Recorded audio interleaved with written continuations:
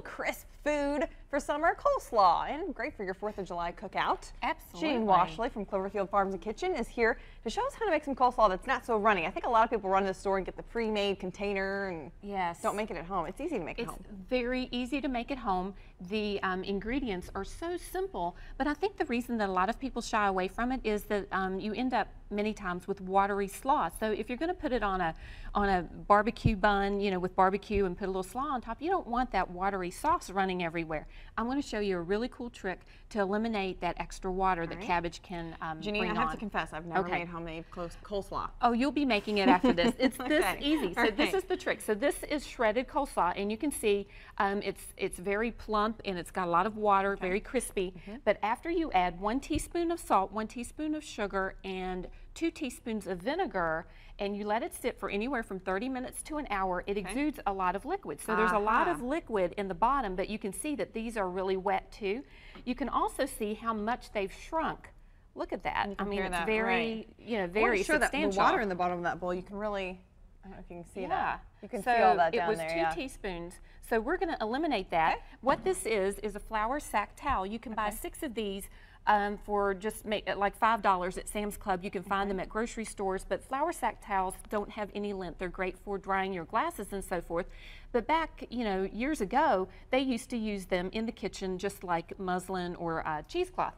So we're going to use this, and basically you just dump it into your bowl. I have a piece of plastic under there, and then what you do, you take it and you pick it up like this, and you wring it out, and look how much moisture comes out of that. Goodness. So and all of that would end up on your plate, a soupy mess. Exactly. It would water down your dressing, and you wouldn't have all those delicious flavors that you're going to put in the dressing.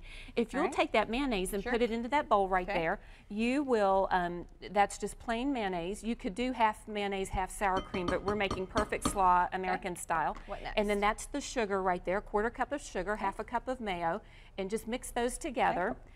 Then we're going to correct our seasonings or adjust our seasonings, add a little bit of vinegar to balance the richness of the sugar. That's a teaspoon of white vinegar.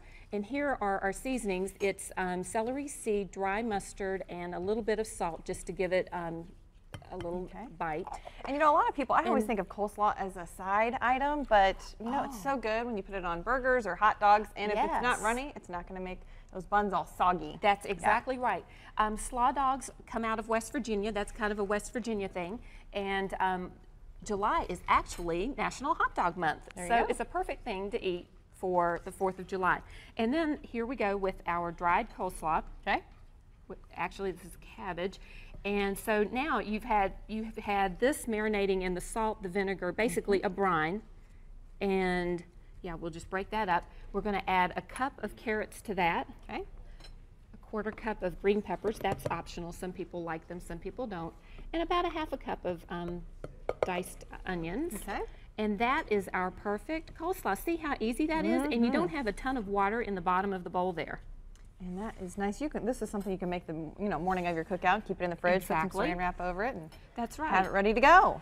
Coleslaw is delicious. It's healthy, and you can totally use a fat-free mayo in this if you would like, and you would have tons of flavor without a lot of fuss. Super. And you've got the recipe for the firecracker spicy coleslaw, and then the red slaw, cabbage coleslaw. And it's got a smoky sweet dressing on it. We've got these recipes and more, and your tips. Again, we'll go through that on our website. If you want to walk through those steps again, you can watch this video later on our website, wdrb.com. Sounds great. Janine, thank you so much for these tips and these recipes. You're welcome.